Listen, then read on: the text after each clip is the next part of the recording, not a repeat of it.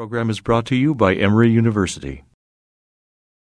So we spent the day, many of us, at this conference on the archives, where again you, along with Flannery O'Connor and Seamus Heaney and Yates and other great writers are represented. And what is it about the Emory archives that drew your attention, or where you felt was a place for you to have your work? Well, I mean, in the first instance, it was the other writers who were there, and it was just knowing that, I mean, if it's good enough for Seamus Heaney and Ted Hughes, It's a pretty good company. It's probably good enough for me.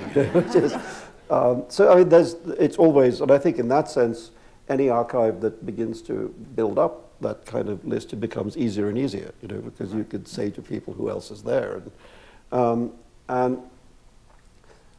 And just that I mean, to be frank, that they expressed such a, I mean, you always look for passion, don't you? And you want people to be really interested in your work, and I felt that was the case. And frankly, I thought that my papers would probably be in better hands here than with me, because in my case they were just languishing. And I mean, Steve will remember what bad condition the cardboard boxes were.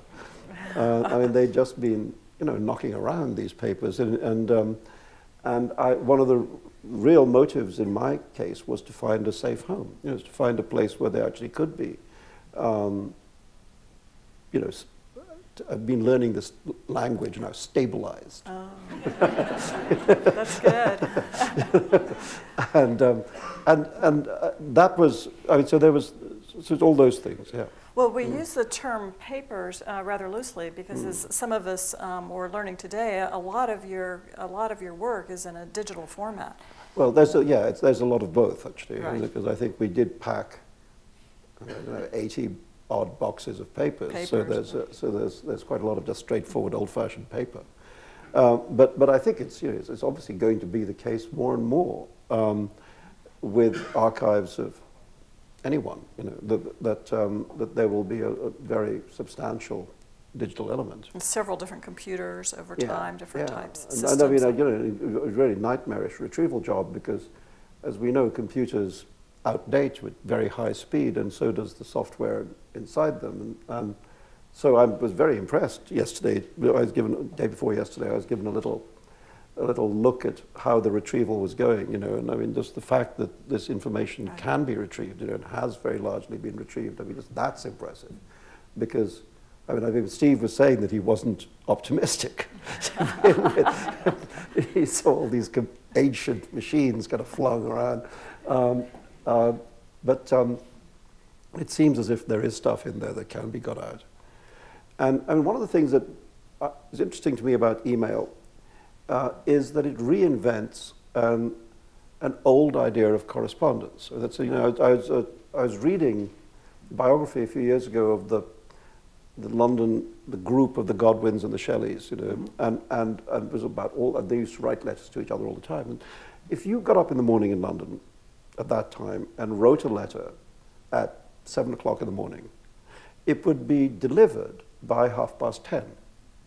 And if you then replied to it by 11, the reply would be received by lunchtime. And you could then reply to that at 2 o'clock in the afternoon, and it would get to its destination by tea time, and you could reply to that, and it would get back the same day. So you could, I mean, one of the reasons why there are these extraordinary literary correspondences is because you could literally have a conversation. You could go back and forth, 3 or 4 times in a day because of the mail service at that time.